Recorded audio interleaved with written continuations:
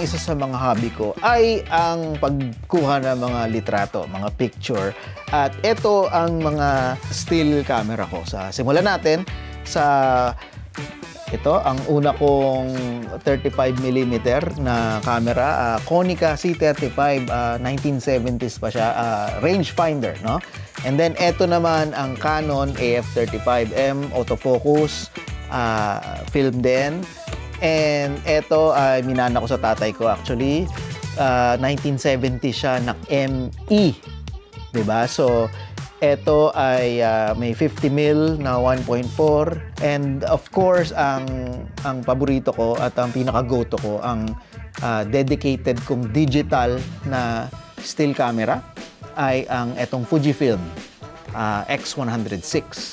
Na I guess naging catalyst din to kung bakit ako nagkaroon ng interes sa mga film cameras. And of course, gusto ko rin share sa inyo yung photo album ko. So, parang back to the past tayo, no? So, ito. So, ito na yung mga ilan sa mga, diba? na process na, no? Na develop na, nakakatuwa na, yan, diba? Yan, diba? Versus yung literally na tens of thousands na picture, no, na nasa library natin. Ironic, na lahat ng space, storage, cloud, and, you know, balik tayo dito. So, yan.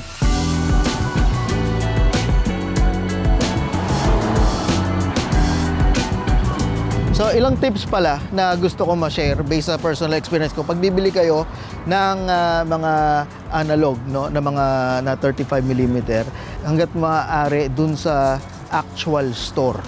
Kasi ngayon, meron ng sa mga marketplace na mga ganyan. And dahil nga, eto mga kamerang to, ay mga 10, 20, 30, 40 years old na to, ang hirap na malaman yung kondisyon.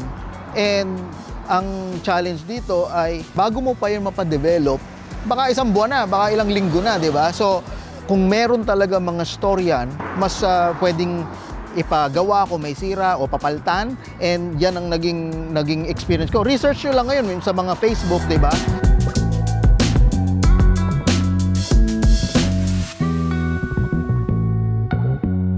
Buti na lang dito ko nabili kasi yung una ko nabili is basta may something nasira sa lens. And yung isa ring nangyari sa akin, yung Canon, no, na pinakita ko sa inyo kanina, na nakita nyo kaninang camera, nabili ko sa mga flea market, no? And mura, kung sa mura, pero hindi mo na test. So yung pala sira. So buti na lang mura. So ngayon pabigat na lang siya, maganda tingnan.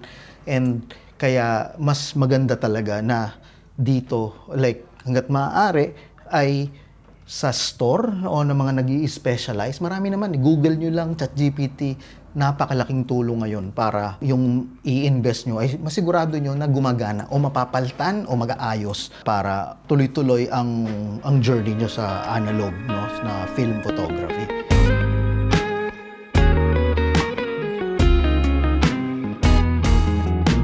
Ang pinaka-importanting tip ko siguro na ma-share sa inyo ay pag bumili kayo ng camera nga, ay ipa-develop nyo agad. Kasi doon nyo makikita kung may problema ba yung camera. At buti na nga lang, si Kuya mabait kasi ilang weeks na bago ko pa nakapagpa-develop. Tapos, nakailang roll na ako. So, pakita ko sa inyo, kita mo, blurry. Again, hindi naman ako, ito una ko, pero may alam naman ako sa digital. So, talagang sabi ko, I don't think ako may problema dito. Stable naman yung mga ano ko, tinry ko naman na yung mga setting, pero basura lahat, no? Pag nakuha mo yung luma mong camera, again, least amount ng exposure, pa-develop agad para malaman talaga kung may sira ba. Yan, no?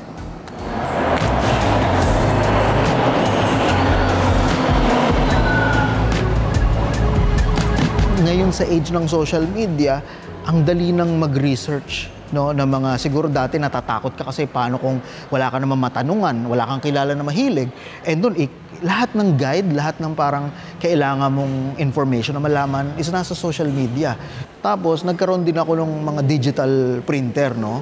And parang na-feel ko na yung mga Instax na, although ito digital yung pagka-picture, parang wow, parang ang ganda nung may hawak ka talaga. Tapos malalagay mo sa fridge, di ba? Sa mga magnet or papamigay mo, lalagay mo sa wallet mo, sa bag mo. So, doon na nagsimula. Dagdagan pa yung gusto mo mismong mga model. Again, ang dali mo i-TikTok ngayon eh. Isa-search mo lang, tapos makikita mo kung paano gamitin. Yung parang hesitation na bawasan. Social media rin, titingnan mo. Relatively ang mumura ng mga film cameras. Mas napadali na mag-jump ka dun sa bagong hobby nga na to.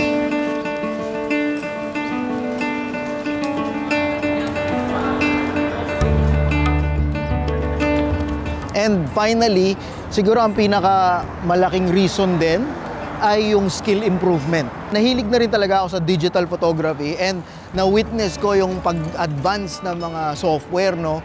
Na pagdating sa processing, pagdating sa mga cropping, yung mga camera, ang lalaki na ng mga megapixel. So, Diyos ko, pwede mong i-scale and yan. And yun yung parang thrill sa film photography kasi parang mas mapipilitan ka na planuhin yung shot mo kasi bawat shot mo technically is like $1, di ba?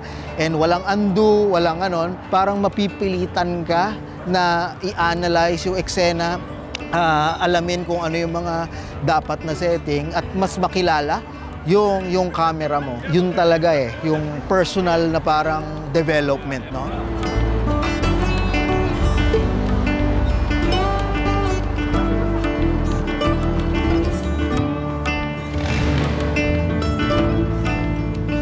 So, una kong tip, no, para sa mga kakaumpisa pa lang sa film photography, nananibago ako at ibang concept ay pagdating sa ISO. So, sa digital, alam natin na yung ISO, madali yan na bagu-baguhin, di ba? Base sa kung ano yung gusto natin. Pero sa film, ang ISO actually ay depende yan sa film roll. So, kung ang bibilin mo is usually 200 ISO o 800 ISO, na film or 400, kailangan mong i-dial yan sa camera mo. So, halimbawa ako, 200 ISO yung usually ginagamit ko. So, kailangan kong isiguraduhin na naka 200 yan. Itong particular na gamit ko ngayon ay rangefinder. So, siya ay naka-fix na focal length na. Ang iseset ko na lang ay yung focus, no? At being a rangefinder, ang medyo challenging dito ay mayroon lang siyang maliit na parang square sa loob and dun mo malalaman kung ano yung nakafocus. So parang mas masasanay ka na ang babasihin yung kung ano yung nakafocus based sa distance mo sa kanya. Versus yung traditional na nasanay tayo, basta yung focus ring, adjust mo, titingnan mo kung ano yung nakafocus. Yun ang particular na characteristic ng camera na to, na yun ang trade-off. So, at this point, pag ito gamit ko, mas pinipili ko na okay, mas mahirap siya i-focus, pero at least, automatic na yung mga shutter speed nito. Hindi ko na po problemahin. So, yung ISO, fix na siya. Kasi, di ba, sa film, yun yung nagdidikta doon. And then, yung aperture, fix na rin siya. Itong rangefinder na to ay 2.8. So, wala na akong magagawa doon. So, sisiguraduhin ko na lang is yung range niya, yung focus niya. And again, para sa particular na kamerang to, ay at least less na yung variable na iisipin ko at mas kampante ako at na hindi masasayang yung bawat click ko.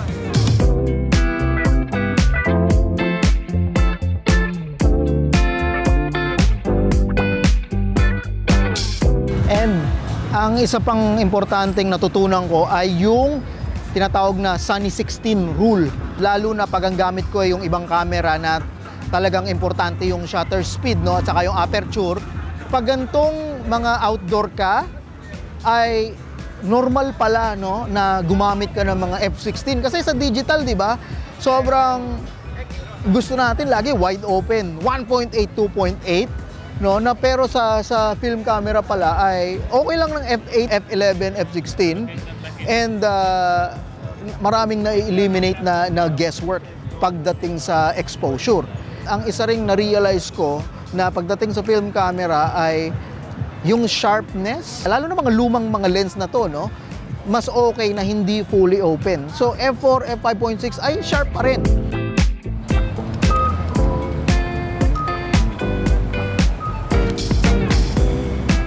Ayun. And finally, ang pinakahuling proseso ay ang processing. So, magkano nga ba ang average na pagpapadevelop? So, nung kinalkula ko, base sa mga 36 na exposure, umaabot na mga nasa $1. Ang film roll ay average mga $18, ganyan. Tapos yung pagpapaprocess ay mga ganun din, more or less. So, divided by 36. So, you know, kulang-kulang mga $1 nga, no? Ang dami ng mga review online. And then malalaman nyo kung ano yung pinaka-available na mga lokasyon na malapit sa inyo. And ako, nung not necessarily ito yung pinakamalapit na lokasyon sa akin, no? Yung sa experience ko na gusto ko yung next day na processing, ito yung naging consistent. So, parang sa akin, worthwhile na mapalayo versus yung mga dati ko nasubukan na isang linggo na hindi pa rin available.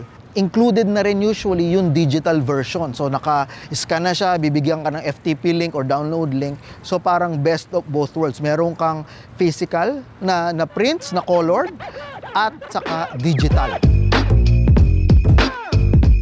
So yun, hopefully ay nagkaroon kayo ng idea. Just in case gusto nyo ring i-explore etong mundo ng film photography. And good luck sa inyo, and until next time.